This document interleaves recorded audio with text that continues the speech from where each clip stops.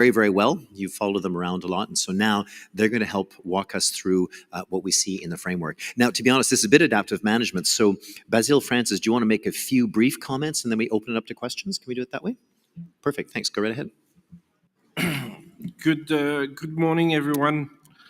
I'm sure just most of us have had very little sleep, so I apologize in advance if my speaking is not as coherent as it should be. So, technical briefing on the Kunming-Montreal Biodiversity Framework. What I will start to say is this is a good deal. Is it a perfect deal? Probably not. And most people you will talk to will say the same. And it is a good deal because you have the essence of what we've been working on over the last 4 years in that agreement. Could there be more in there? Probably, but I think we found what is important is what's going to happen next, and we see the elements in there. The other points I will make is that if we were to assemble in 7 years, in 2030, and we would have accomplished everything that is in this agreement, it will be a very different planet, and it's going to be a major change. Would it be possible to do more than what is in the agreement? I don't know. There is a lot in there, and in managing those transitions, I'm thinking about the agri-food system, I'm thinking about the infrastructure system, would be a major change, and a major change in a positive way.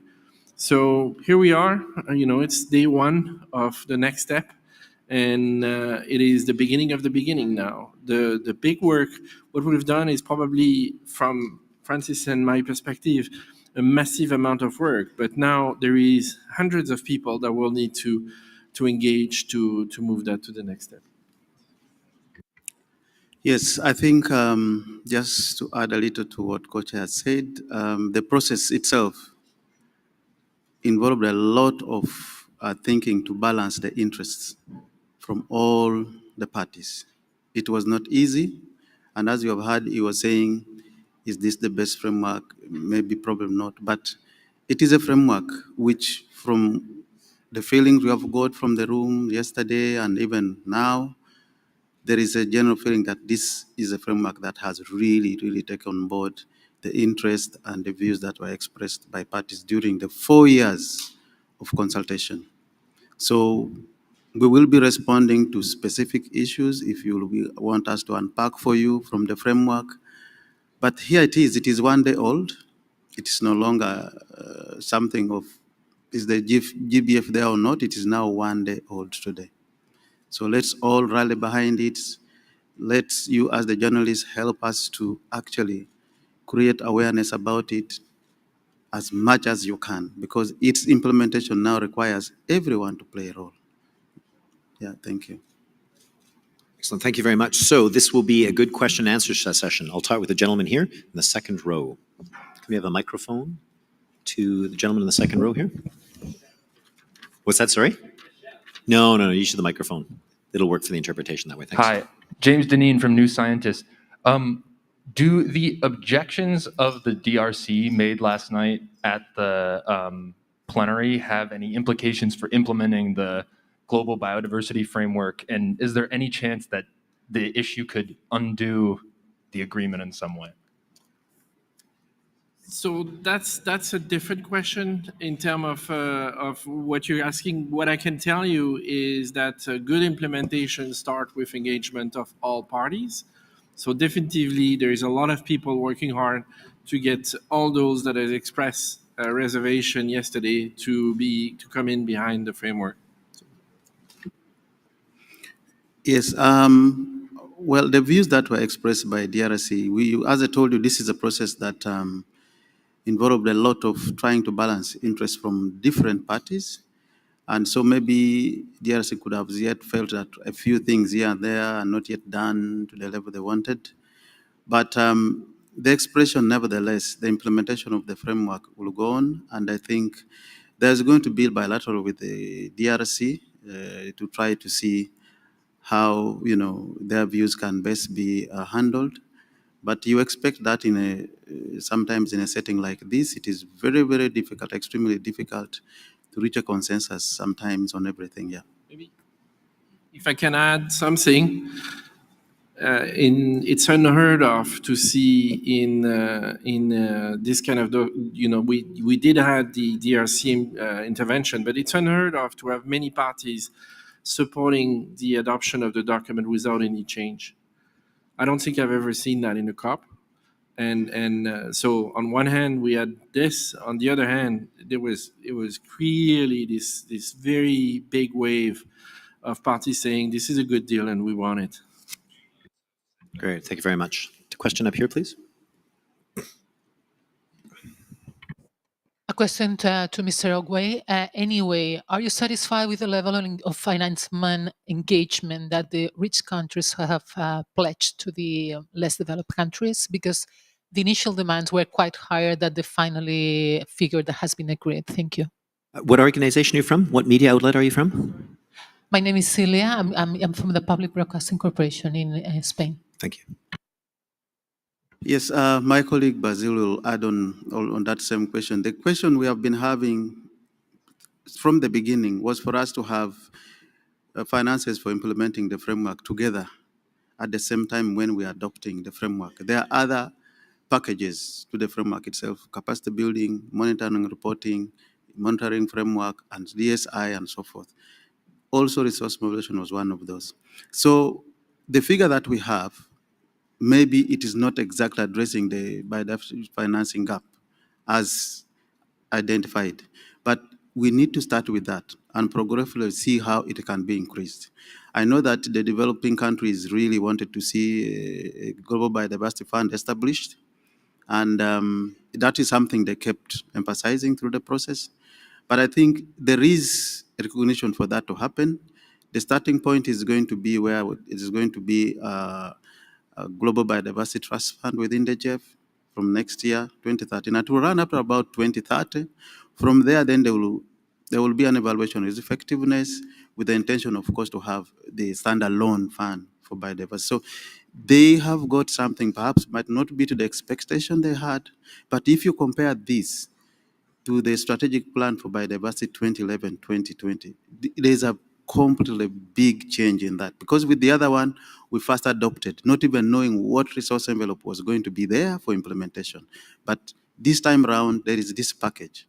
And I think progressively, and that's why I'm saying that you, the media, should help us pointing out the importance of biodiversity to our own survival on this planet. So you may find actually with the time, we could even get that up over and above what is agreed here. Yeah. Take a question from the second row and then to the first row after that. Mr. Van Havre, can you field questions in French? Oui, bonjour, Raymond Filion de TVA. Vu que les cibles ne sont pas... Raymond Filion from TVA. As the targets are not binding, what would lead the public to believe that the countries will actually implement them? One of the features, the main features of this agreement is the fact that we're setting up a monitoring and reporting system which is a lot more robust. So before considering binding measures, I believe it's important that we make good use of the authorities and the capacities which are already existing within the convention. So this will be essential. The reporting system, which was subject to a lot of discussions and which has been detailed with main axes within the framework, but there is also a distinct document describing all the details, the dates, how this will be reported and how the review will have to be carried out and so on. Maybe for Basil and Francis, well, one for Basil, one for Francis. I mean, you mentioned how you hadn't seen this much consensus, but in your time, do you recall in the process, in that final hours, how unusual was it for a country to stand up and say, we disagree with this, and the way the chair said, well, we're going to carry on? I mean, can you cite examples where this has happened before, or was this unprecedented? I see that's a good question for your press briefing tonight. Like, we're here to talk about the framework itself at the technical level, but those kind of issues I don't think are unique. And So, Francis, so Mike, do you have questions about the framework itself, maybe, if you could? yeah, Yeah. I'll make the Okay, framework. thanks. Yeah, but there's Mike Casey from the Associated Press. Mike Casey with Associated Press. And Francis, I mean, in terms of can you maybe explain like why countries were pressing for the biodiversity fund versus having it under GIF?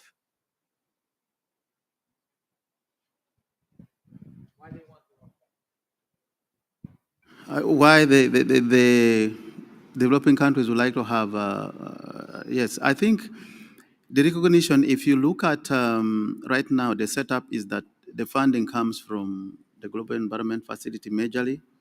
And of course, the funding under the GEF, if you look at the biodiversity financing gap, I'm talking about 700 billion.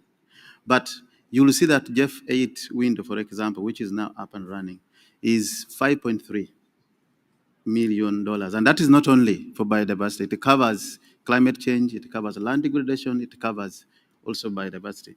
So I think the emphasis here is to have this window where funds that you've raised specifically now will be addressing only issues on biodiversity. And the other 5.3, for which you have to see how to apportion to biodiversity, how to apportion to climate change, how to apportion to land degradation. And it is not the first convention going to request that. Under climate change already we have GCF, we have land degradation fund, we have got now recently the loss and damage fund, in addition to the GEF. So this is going to be complementary fund. It's not going to replace the GEF, but I think they wanted a fund that is there, strictly committed to or made for the issues of biodiversity. That is the thinking they're having. They want that kind of unique fund, which is for biodiversity. But of course, they will still also be benefiting from GF, just like climate change does. Climate change does not have all those windows, and then it's no longer benefiting from GF arrangement. So it's complementary fund. Yes. Good, thanks. There was a question in the fifth row, the woman right on the end here first. Yes, thanks. Thank you, Kelisha Williams from Television Jamaica, as well as Earth Journalism Network. My question is in regards to financing as well. What's the criteria? How soon would countries receive the money? And in regards to what's the criteria in deciding where the money goes first?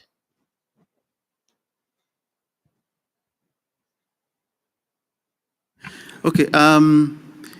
The decision, if you look at now on resource mobilization, is that by 2023, the GEF should have set up that biodiversity trust fund.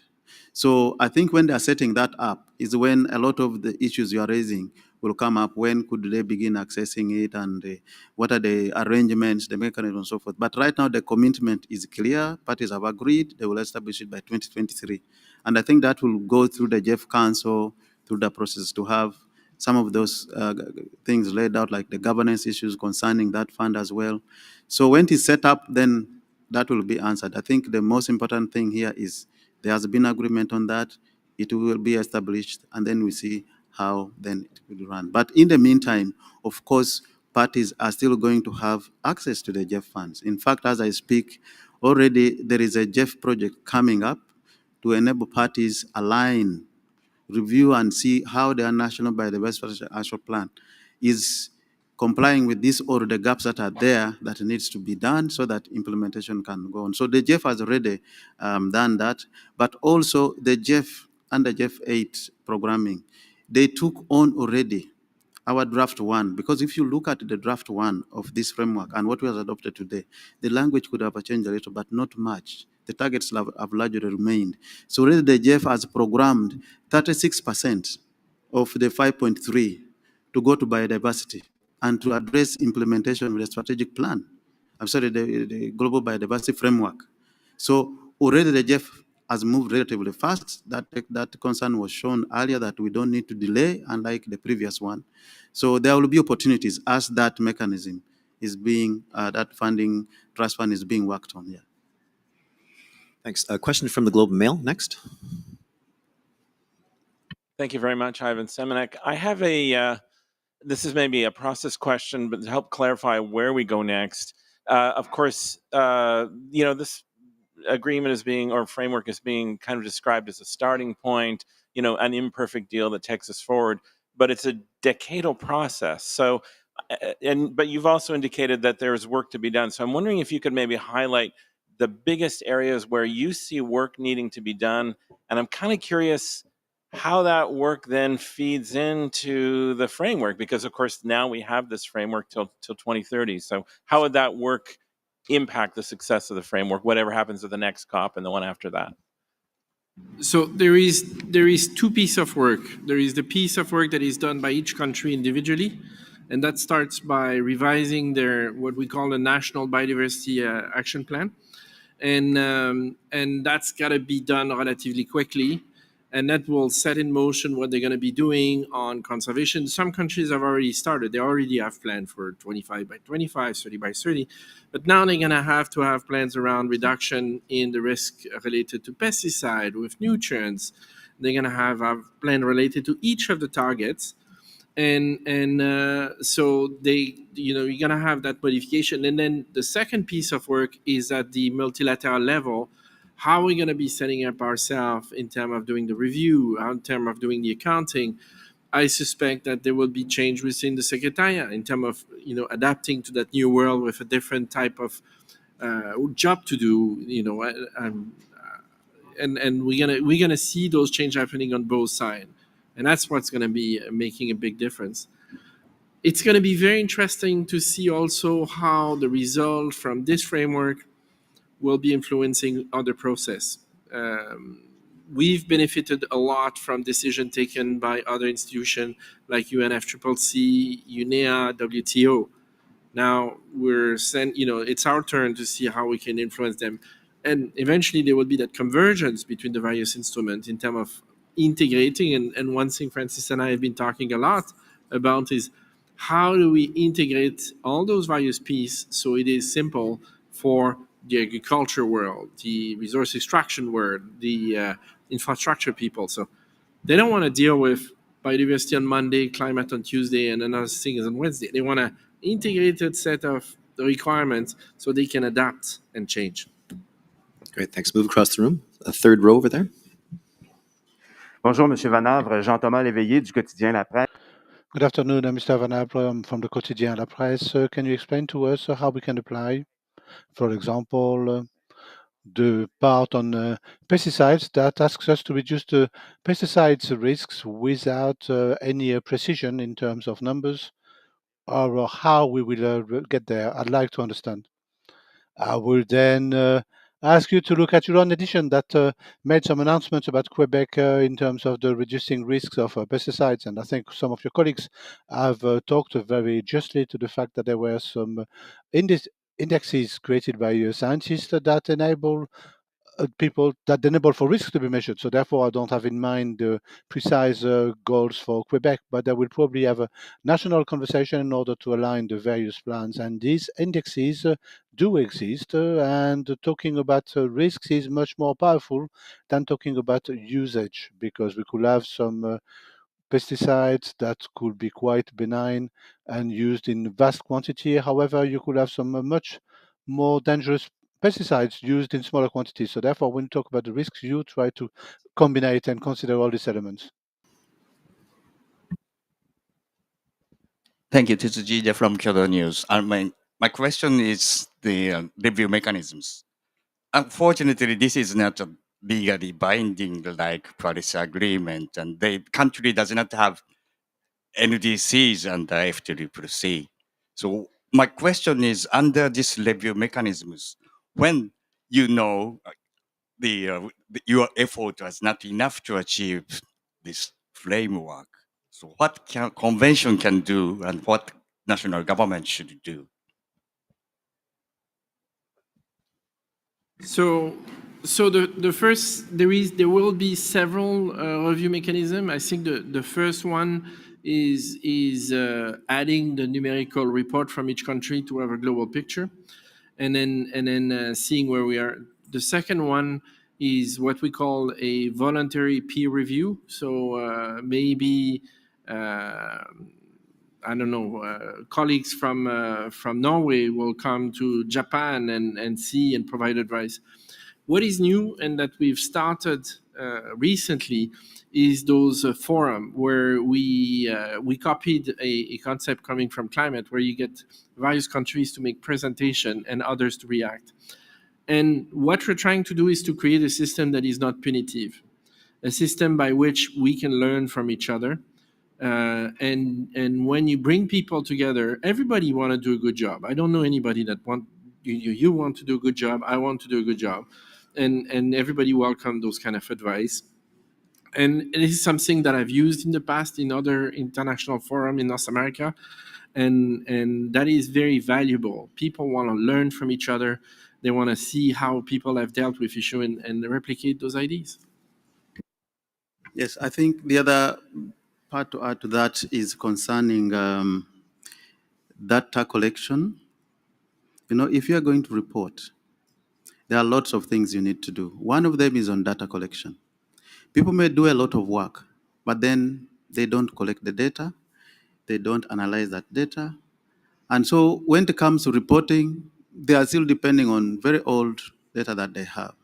So if there is capacity building in that area, if there is financial support for collecting data, analyzing data, people should be able to report.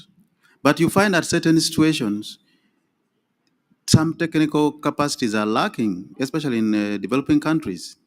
People are not even having capacity to do spatial analysis and so forth. Then they are still depending on the developed world to do that for them. So, but they have done a lot of work. They have not collected the data. So we need this time around that when it comes to reporting, that the necessary capacities are in place for people to report, but also that the support that goes for that should be adequate. I'll give you a scenario where at one point in time, the CBD focal points, and I'm a CBD focal point. I ceased being, I think, coach yesterday or something like that. The CBD focal point, we are getting $20,000 to do reporting, national reporting. Climate change was getting about $250,000, $500,000. You tell me how the quality of report of the two are going to be the same. So we need support in this area in the same vein as you are having it in either climate change or in land degradation or whatever. These conventions are not standalone conventions. They are complementing each other. In fact, most of the interventions on climate change, especially in the developing countries, are issues connected to ecosystems, ecosystem restoration, and so forth. But if you cannot know how much area you have restored in the last 2 years, how it is recovering or not, then you are going to underreport, despite a lot of work done. So those are the things going forward that needs to be addressed if we are going to see improvement. So parties are going to have their commitments in their national biodiversity strategy and action plan. If it is 30%, they may indicate for you 20%, because these are global targets. Target 3, for example, they may say for them they can maybe increase the area protection to 25% or 30%, but then they should be able to really state that in a scientific way for us to believe that they have done exactly that.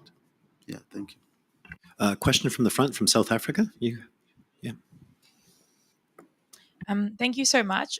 Question for Francis first. I know that you did touch on it, but I just want to further clarify because you're part of the African delegation. Yeah, so I'm from Daily Maverick with Earth Journalism Network, and I'm from South Africa.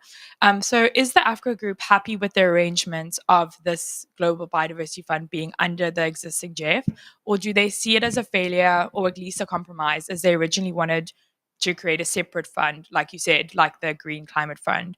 And was the decision to set it up under the GEF made? Can you give us some clarity on why that was made?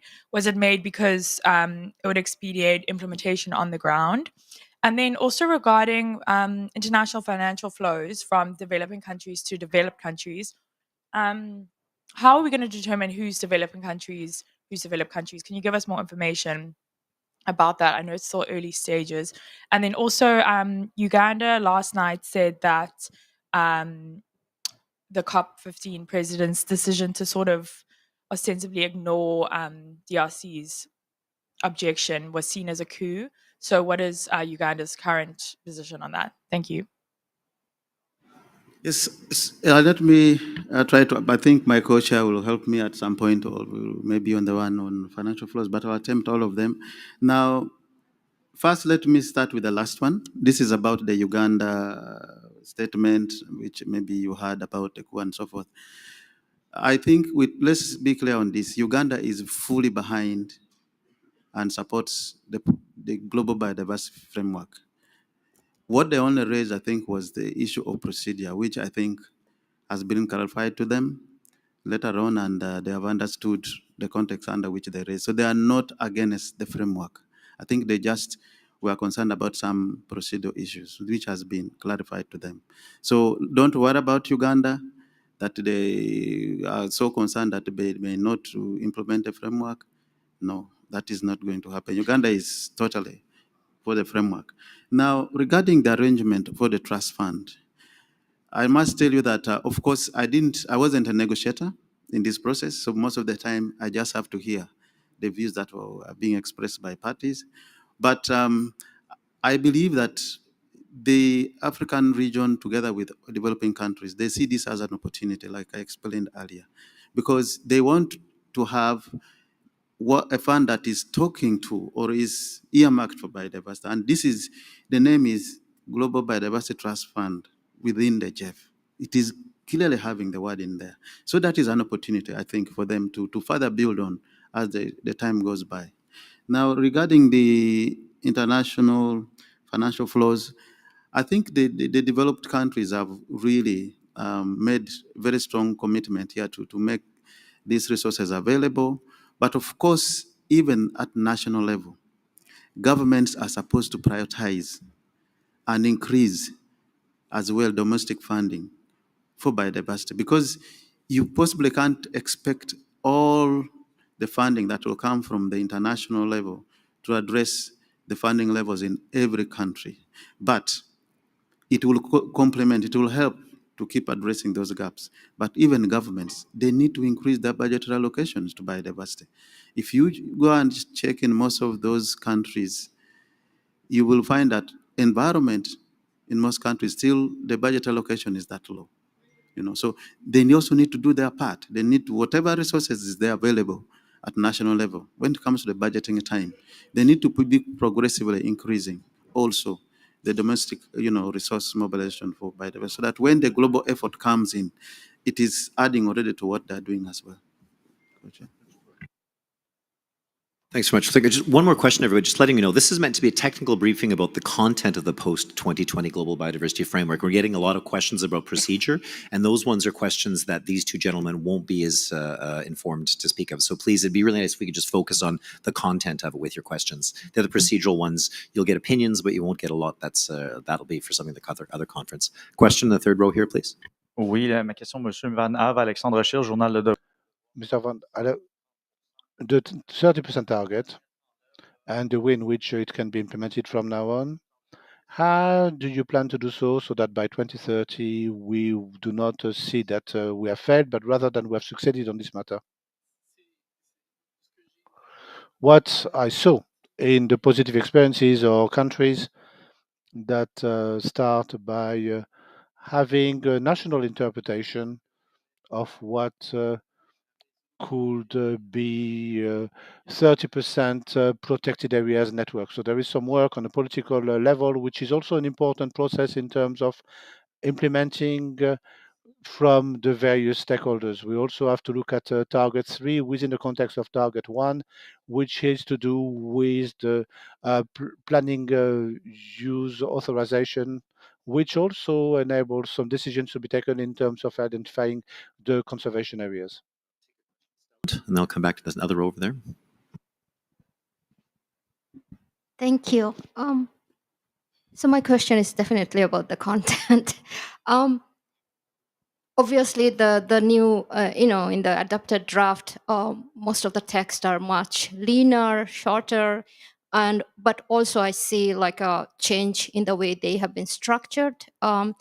But there are a few words that are not easy to understand. Maybe you could just clarify. So, for example, what does it mean when we say ensure and enable in the same phrase?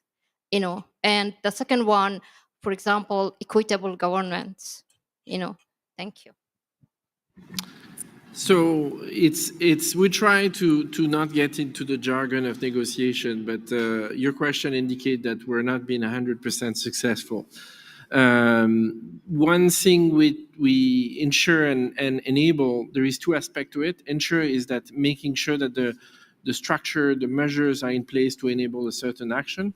And enable is to make sure that whoever needs to do those things has the tools and the capacity to do it. So if I'm asking you to, for example, I'm going to take something a little bit silly, but if I'm asking you to protect a bird in your backyard, I want to do two things. I want to give you the tools to do it, so maybe a birdhouse, maybe some feeders, etc. But I also want to ensure, and Sam, I'm going to ask you to report on how many birds you've seen, and I'll try to have a community level picture of whether those actions are doing anything or not. And then, sorry, the other question was? Was very prominently featured in Okay, equitable Thank you. equitable governance. One of the diagnostic that we started from the IPBES assessment is that equitable and effective governance is a key characteristic of a successful system. So that means that governance should be engaging Indigenous people and local communities. It should be respecting existing traditional structures. So those are the kind of governance system that lead to good results according to the assessment. Yeah, to add a little bit on your words, ensure and enable, in addition to what my coach has said, you see, if you are to enable something, in my view, is you support it. You make sure that it's happening, If, for example, it's on 30 by 30, and you say, we are going to increase our protected area coverage to maybe by 20% or by 10% from what it's now, then you know that there are going to be a lot of processes needed. Money is going to be involved. All these, there's a lot. So you have to support the process. But then the other one, ensure, is like you now as in charge of that to supervise it, to make sure it happens. But the other one is supporting it. Then you make sure it happens, something like that. That's why the delegates want those two. These were words coming from them. And you would say, couldn't we use only this one word? They say, no, we also need this one there. So it just depends on how it is going to be interpreted. But those two words help each other out in the implementation process. Excellent, thank you. Take a question over here, gets the fifth row. Thank you. Leopold Pico, Alternative Economics. I have a question about DSI. We speak a lot about it the last day, and I was wondering, how did you integrate it into the framework, and what are the next steps to resolve this question of DSI? So I don't think we will be able to give you a lot of detail about the DSI document because this was taken care of by a different team. But we've been working on DSI for a few years, so we know where they come from. In terms of the linkage and how DSI is reflected in the document, there is two instances where DSI is reflected. Under Target 13 is one of them in terms of addressing how the access and benefit sharing of genetic material and the digital sequencing information are treated in the target. And there is another mention of it when we come down to how we manage financial aspect of it under target 19. Yeah, so to be specific with you, what it is stated under target or in target A13, it just says ensure the fair and equitable sharing of benefits that arise from the utilization of genetic resources and from DSI on genetic resources. So that is how it has been taken on board. But there's, of course, a whole COP decision also on DSI. But this is how it is summarized here. So that is the 5 packages or so of this framework. You are talking about DSI, capacity building, resource mobilization, monitoring framework. So all those. So when you are going to implement this particular target, you have to also make cross-reference to the DSI decision because it's also stated in this framework itself. So that is how the linkage is going to work. Yeah. Excellent, thank you. Let's see, I'll take a question from the second row here, please. Oh, sorry to repeat, that's new scientist. Do you get another one? Thanks, appreciate it. Can you clarify how Target 3 addresses the rights and role of Indigenous people and lands in relation to the 30 by 30 target? So when you read the framework, there is that section C where we're talking about cross-cutting issues, and it's important to remember that those are key aspects that apply through the whole framework, including, and the first one that is listed in there is about Indigenous people and local community, and it is not there by mistake or by happen chance. Parties wanted the first one to be about Indigenous people. Now, that does not mean that there is repetition for emphasis in some of the target, particularly in target 3. And there is that notion about how do you deal with indigenous territory in target 3. What parties told us that they didn't want to do is to create a new category for indigenous governed land. And the other things that indigenous people told us is that they didn't want to be caught into a straitjacket of conservation. Indigenous land can be protected, they can be valuable for conservation or not. Indigenous people could have productive lands on their land portfolio, they have urban lands, etc. So you have to have this distinction, and that's why you get where appropriate. And where appropriate is where Indigenous people tell us this is a conservation land, this is not, or not. So we're trying to find this fine balance. And one of the great pride that I have in this process is having the Indigenous people telling me, yeah, this worked for us, we feel heard. Yes, I think just to add to that, that the key word, the major word being used on issues of IPLCs here is recognition. So you find target 3 is talking about recognizing indigenous and traditional territories, recognizing and respecting the rights of IPLCs over their traditional territory. So the key word is there, recognizing. So the issue of IPLCs is well captured in this particular target, of course. Yeah. Excellent, thank you. Let's see, I think a question from Ivan, and then we we're bringing to a close pretty soon. Thanks. Thank you very much for another opportunity. This is, again, a question that could be for both co-chairs. Someone mentioned earlier that the final framework is a much streamlined document compared to what we saw earlier. One consequence of that is many of the targets look to 2030 as a sort of key milestone or time step, but the goals only talk to 2050. And I'm wondering how concerned you are that there's a dissonance between those two time steps, the near term and the long term, and if you're concerned that weakens the document.